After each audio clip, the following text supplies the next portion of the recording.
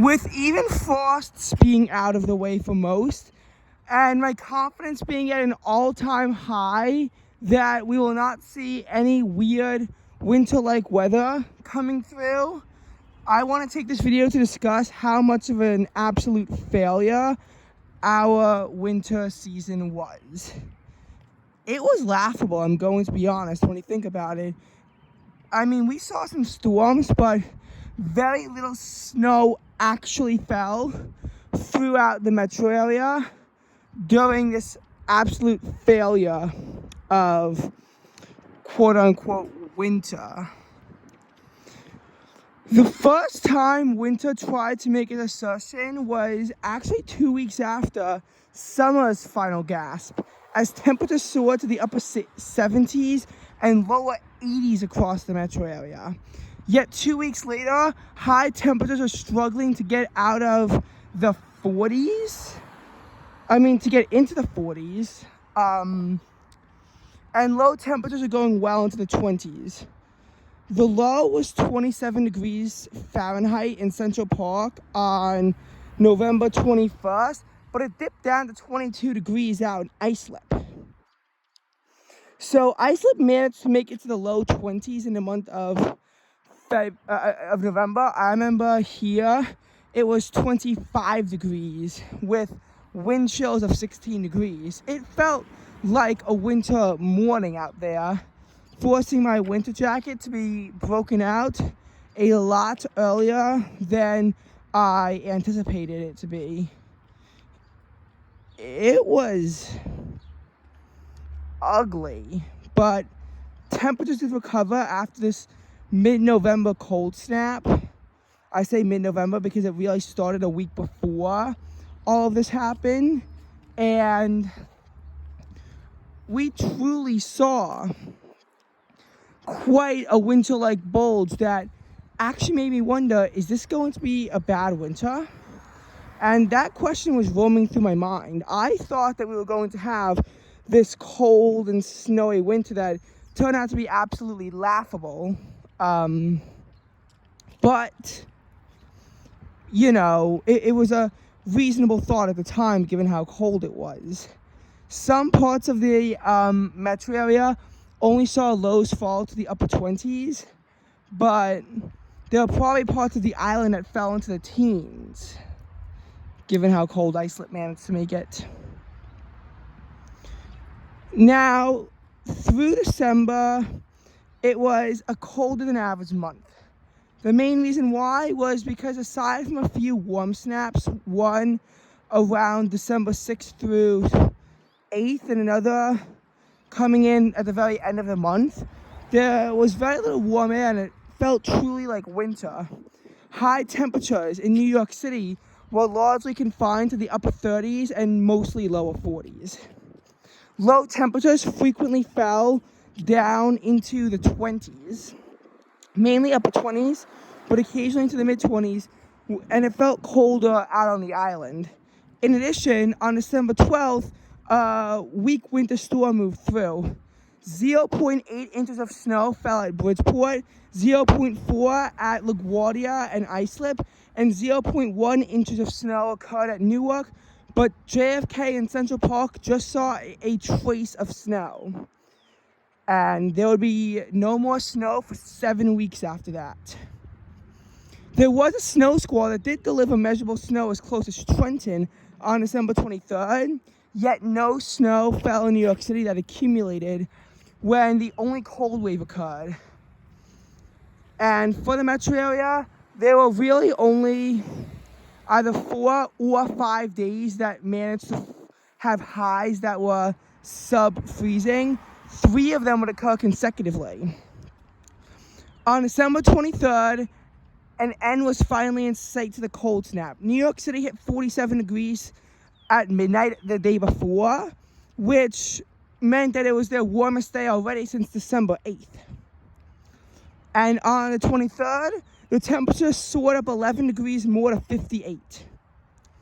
From 58, the temperature slowly tumbled to 8 degrees. It would fall to similar marks across most of the island, which made it one of the biggest temperature swings, if not the biggest temperature swings, in the history for most of the metro. I know in New York City, it was the biggest temperature drop on record. Never before had they decreased or increased 50 degrees in one day. This was because of an Arctic air mass colliding with warm air that led to this cold wave. And while the high of 15 in New York City on Christmas Eve failed to set a record, the highs of 16 and 17 elsewhere did. And highs would not return above freezing until December 27th. I do have to do a quick double check just to make sure that nowhere actually had a sub-freezing high on December 27th or actually cracked the freezing mark on December 26th, but I'm pretty sure this didn't happen. The chill could even be felt in Florida. I flew down on Christmas Eve to Florida and had to brave temperatures that were 12 degrees with sub-zero wind chills just to get to JFK Airport. And when I landed in Florida, temperatures were in the upper 40s and I was almost about to break out my winter jacket. The next day in Florida, very chilly as temperatures stayed in the 40s the whole day. High temperatures in Boca Raton, they didn't get past 48. AccuWeather puts the high at 46. And while temperatures did jump to the upper 50s the next day, there was a rainstorm, but this rainstorm actually happened to end the front. Unfortunately, we happened to be standing outside waiting for tickets into FTX Arena, and it was a very bad rainstorm. Very bad. And then, of course, the weather began to abate and the cold left. There was supposed to be a very quick-hitting cold snap. We would have one more of those, but the cold air was actually locked in east of the Appalachians and it took longer to retreat. Hence why we saw, again, a cold wave. January. Temperatures only bottomed out at 30 degrees for the entire month at LaGuardia. LaGuardia did not enter the 20s at all. Central Park only dipped down to 28. Islip only dipped down to 26, and so did Bridgeport. So the coldest locations only making it down to the mid-20s really says something. Warmest January on record for the entire metro area. The entire metro area, even Central Park saw their warmest January on record. There was no measurable snow anywhere, although some outlying suburbs in northern New Jersey and in central Connecticut did record measurable snow during January, but the city center did not. However, despite only 4 freezes, one of them happened to be on the last day, and even though it was a bust in terms of snowfall, although it did bring measurable snow to the NWS office in Upton, guess what it happened to bring? A taste of winter. High temperatures only topped out at 38 degrees across the metro, following a low of 26 the day before, which coincided with snow. No measurable snow at Bridgeport, but 0.4 inches of snow fell at Central Park, 0.3 at Islip and Newark, 0.2 at LaGuardia and JFK. The snow drought was finally over, and Central Park and JFK had their longest wait until the first measurable snow in history, having to wait until February to see fluffy white material accumulate. That also made it the first time in Central Park history that there was no snow in December or January, or at least no measurable snow. And while it briefly warmed up on February 2nd, Arctic air moved in on February 3rd, and highs dropped from about 35 at midnight down to about 11 degrees by the next midnight. They would bottom out at varying levels. Bridgeport sunk to -4, a record low. LaGuardia and Newark at 5 and JFK at 6 also broke records. But Islip and Central Park at 3 degrees did not set records. And no record cold highs would be set during this event, as temperatures did rise into the upper 20s by midnight, the last sub-freezing high of the winter, as the next day would top out near 50 degrees in parts of the area. And it was actually very warm, as temperatures then flirted with 70 in February. Islip and Bridgeport saw their warmest ever February temperatures at 71 and 68 respectively. But winter was starting to make a bit of a reappearance. February 23rd was record-breaking heat across the southeast, but areas north of Trenton were largely left out by this. What was supposed to be a cloudy day with the sun breaking out turned out to just be a cloudy day with temperatures confined to the 40s. And this allowed cold air to move in on February 24th. A lot of the metro had sub-freezing highs on February 25th, but LaGuardia and Central Park's high of 33 and Newark's high of 34 avoided this fate that was felt at Islip, Bridgeport, and JFK. Bridgeport also saw 0.3 inches of snow during this time. And,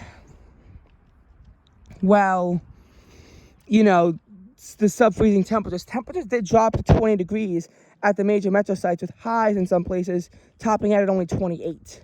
Islip was 30 and 21. So you get a sense of how it was actually cold, and it was starting to become noticeable because of the lack of winter. On February 27th, after an afternoon with high temperatures near average in the mid-40s, snow finally came there into the 28th. 1.8 inches of snow at Central Park, 1.5 at JFK, 1.7 at Newark, 2.7 at LaGuardia and Islip, 3.8 at Bridgeport. It was finally a winter miracle. There was actually snow that you could play around in and have fun in. High temperatures would only top out in the upper 30s, the snowpack preserved. March 1st, temperatures dropped down as low as 24 degrees in Islip as a result of the snowpack. But it wouldn't last. This winter-like weather wouldn't last. Fun fact, the coldest day in March 2023 at JFK happened to be both the first and last day of the month. Just thought I should point it out. I think it was like 28 or 29 degrees. But then the rest of March would be a bust. Bridgeport would see no snow at all during the month of March. Central Park just 0.1 inch on the 7th. LaGuardia just 0.1 inch on the 14th due to a nor'easter that was supposed to bring us a lot of snow and didn't. Bridgeport just 0.4 inches on the 14th and 0.2 on the 7th. Kennedy just 0.1 on the 14th and 0.3 on the 7th.